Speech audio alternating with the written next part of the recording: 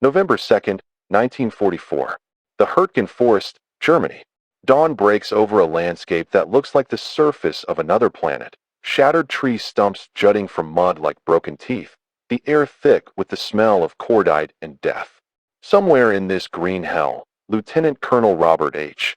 Chance receives an order that will haunt him for the rest of his life. His battalion, nearly 1,000 men of the 28th Infantry Division, is to advance through a forest that has already consumed entire regiments. The mission is simple on paper: capture the strategic town of Schmidt and hold it. But what these soldiers are about to face isn't just an enemy. It's a carefully orchestrated killing field designed by the most experienced combat engineers in the German Wehrmacht. This is the story of how one U.S. command sent 1,000 soldiers into certain death, and how they faced what would become WWII's deadliest assault on American forces in the European theater. The men don't know it yet, but they're walking into a meat grinder that will make the beaches of Normandy look merciful by comparison. The Hürtgen Forest wasn't supposed to matter. 50 square miles of dense woodland straddling the German-Belgian border. It was initially considered just another obstacle on the road to the Rhine River and ultimately Berlin. But Supreme Allied Commander General Dwight D. Eisenhower and his staff had made a critical miscalculation. They assumed the forest could be bypassed or quickly cleared. They were wrong. By late September 1944, Allied forces had liberated France and were pushing toward Germany's industrial heartland. The momentum from D-Day seemed unstoppable. But the German High Command, particularly Field Marshal Walter Model, recognized something the Americans didn't. Whoever controlled the Hürtgen Forest controlled the approaches to the Roer River dams. And whoever controlled those dams could flood the entire Roer River Valley, stopping any Allied advance dead in its tracks. Model ordered his best troops to fortify the forest, not just with standard defensive positions, but with something far more sinister. German combat engineers transformed the Hürtgen into a labyrinth of interlocking defenses. They placed mines everywhere, on roads, on trails, hanging from trees, buried in leaf litter. They positioned machine gun nests with overlapping fields of fire. They pre-sighted artillery coordinates on every clearing, every crossroads, every conceivable approach. They even rigged trees with explosives so that when American artillery hit them, the trees would burst into deadly splinters, creating what soldiers would call tree bursts that could shred a man's body in seconds.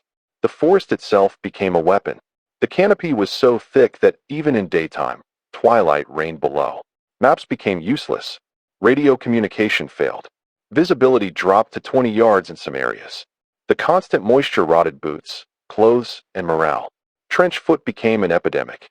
And the cold, the bone-deep, soul-stealing cold of autumn in the high forest, drained energy from even the strongest soldiers.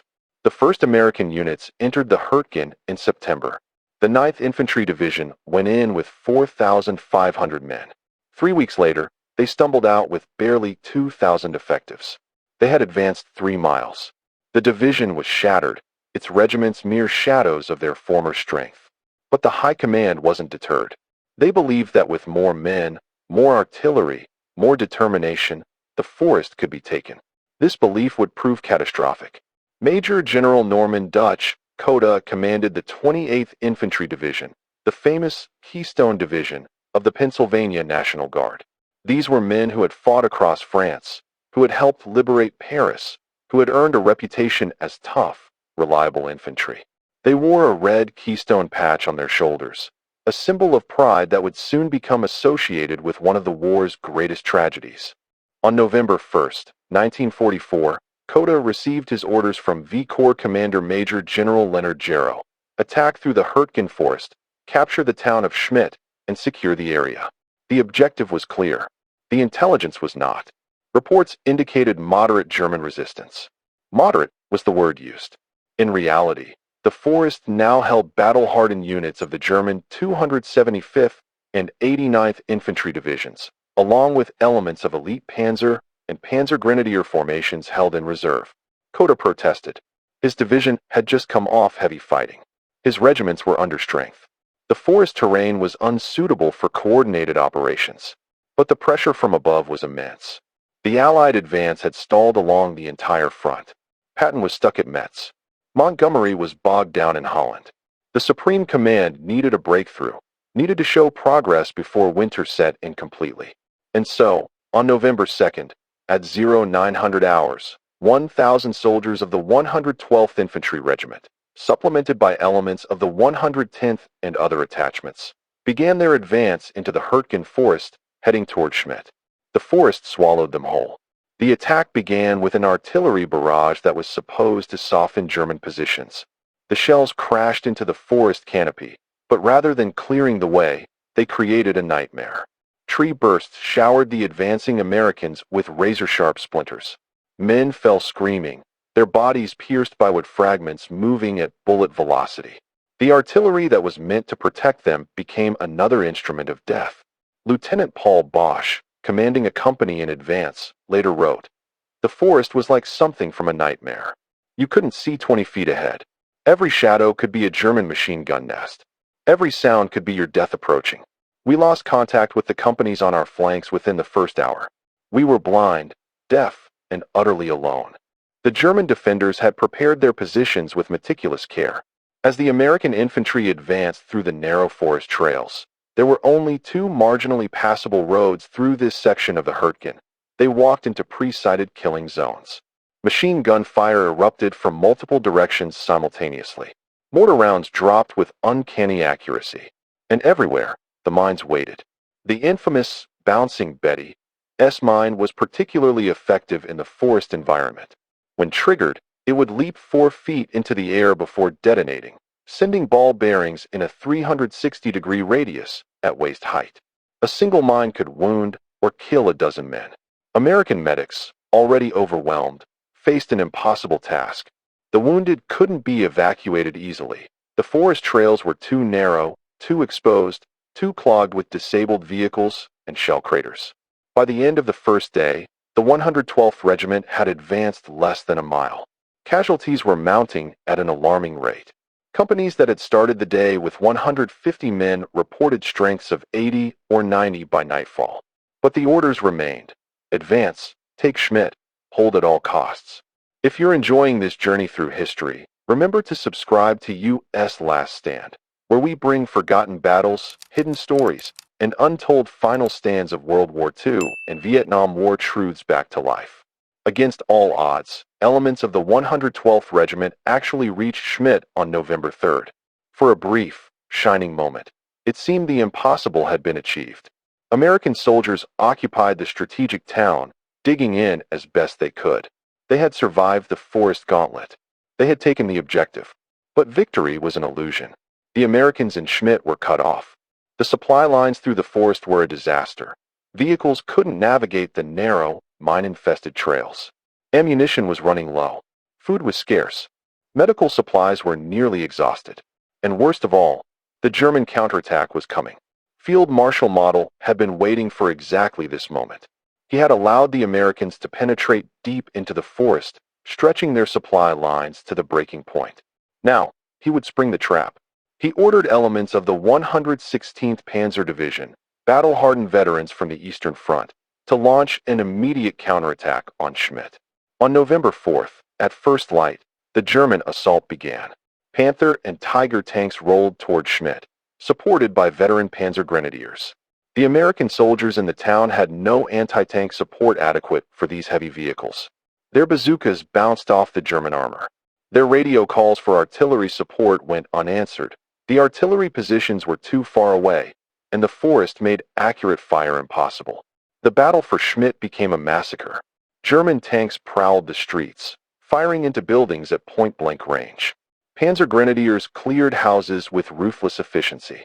American soldiers fought with desperate courage, but they were outgunned, outnumbered, and out of options. By mid-afternoon on November 4th, the order came to withdraw. But withdrawal through the Hürtgen Forest under German pressure was tantamount to a death sentence. The retreat became a rout. American soldiers streamed back through the forest trails, abandoning equipment, carrying wounded, fighting rearguard actions against pursuing German forces. The carefully planned military operation dissolved into small unit actions, squads and platoons trying desperately to survive. German artillery now ranged perfectly on the American withdrawal routes. pounded the forest trails mercilessly. The narrow paths became choked with wounded, dead, and disabled vehicles. Soldiers abandoned the trails and tried to move through the forest itself, only to encounter the minefields and prepare defensive positions that still waited there. Sergeant Mac Morris, who survived the battle, later described the scene. Men were going mad in the forest. The constant shelling, the mines, the inability to see your enemy, the cold, the wet, it broke something in people. I saw soldiers just sit down and stop moving, stop caring. I saw men walk deliberately onto mines rather than go on. The Hürtgen didn't just kill your body. It killed your soul first.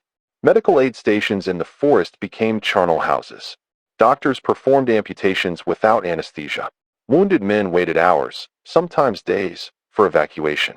Many died not from their wounds, but from exposure, lying in the cold mud while the battle raged around them. Tank crews faced particular horrors. The narrow forest trails meant tanks couldn't maneuver, couldn't traverse their turrets effectively. They became steel coffins.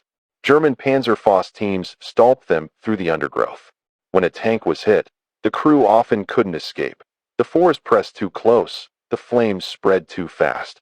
By November 6th, what remained of the 112th Regiment had been withdrawn from the forest.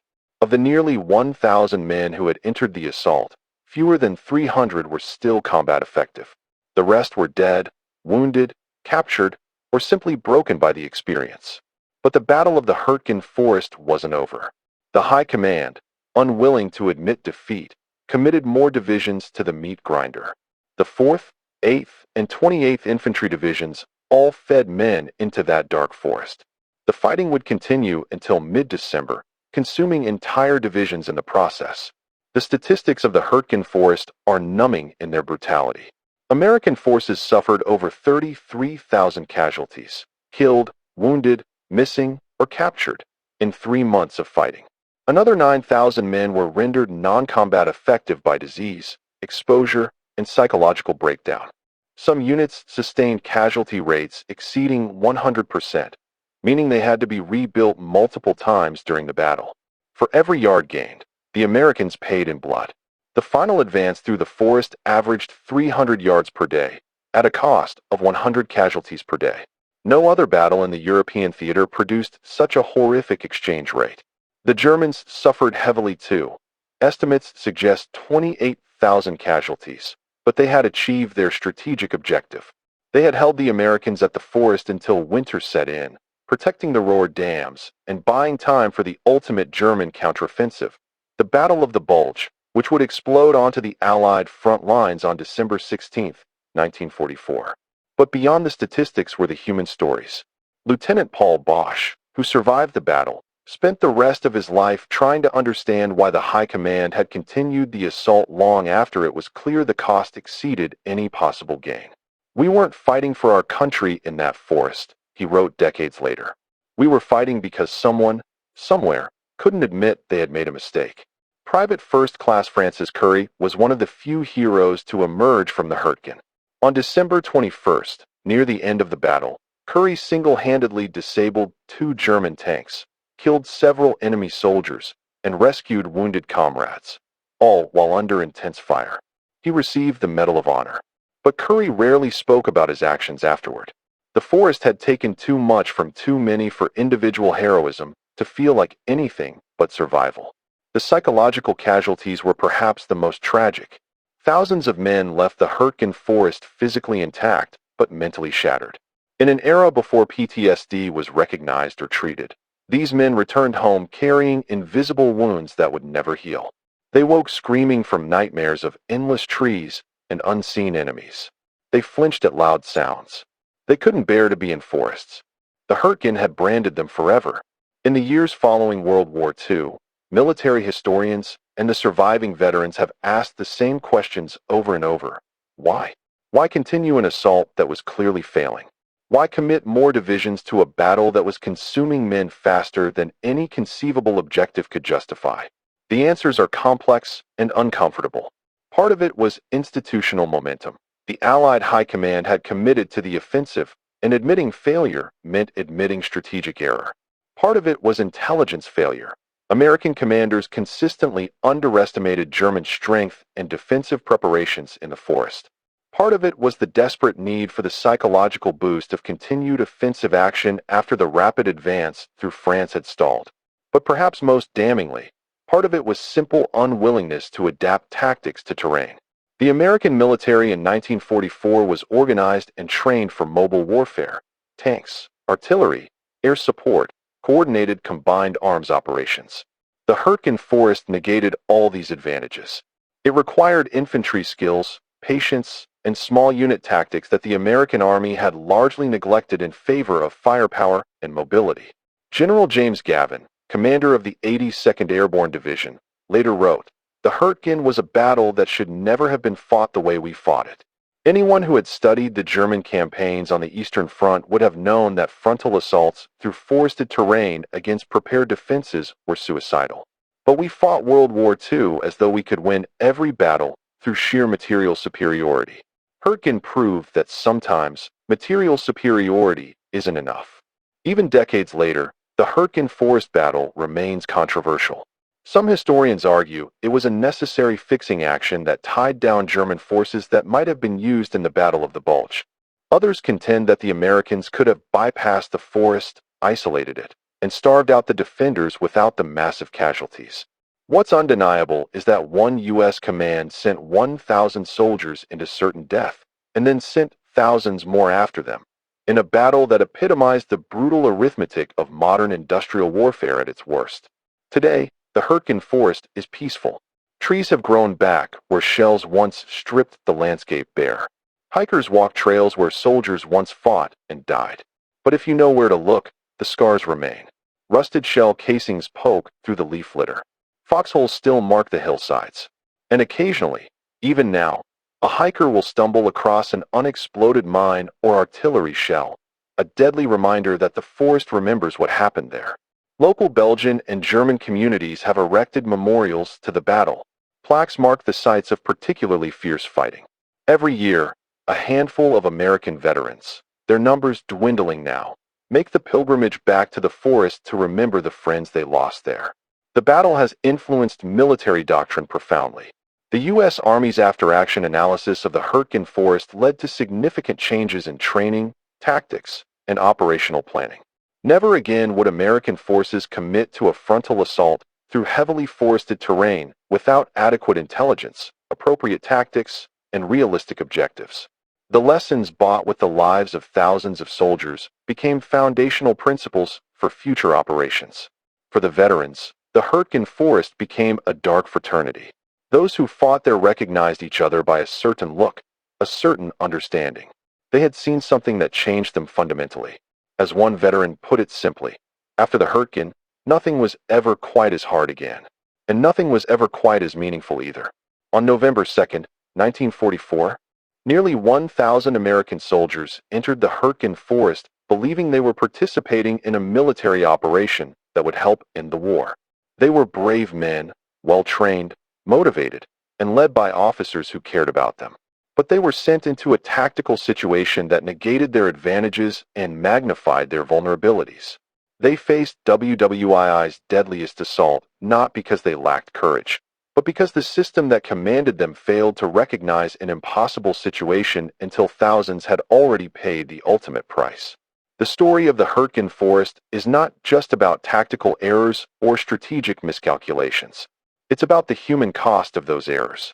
It's about soldiers who did their duty even when that duty meant walking into a killing field. It's about medics who stayed with the wounded under fire. It's about officers who led from the front even as their units disintegrated around them. It's about the terrible price that individual human beings pay when war becomes an industrial process measured in yards gained and casualty ratios. We remember these soldiers not to glorify war, but to honor their sacrifice and to remind ourselves that the men who fight our wars are not statistics.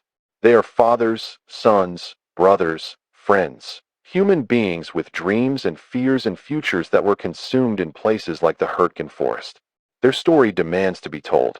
Their sacrifice demands to be remembered. And the questions raised by their experience demand honest answers, no matter how uncomfortable those answers might be. This is why we tell these stories. This is why we return to battlefields long grown quiet.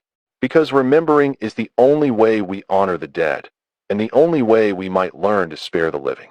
If you want to discover more forgotten battles and untold stories from World War II and beyond, subscribe to US Last Stand. Hit that notification bell so you never miss a journey into the moments that shaped history.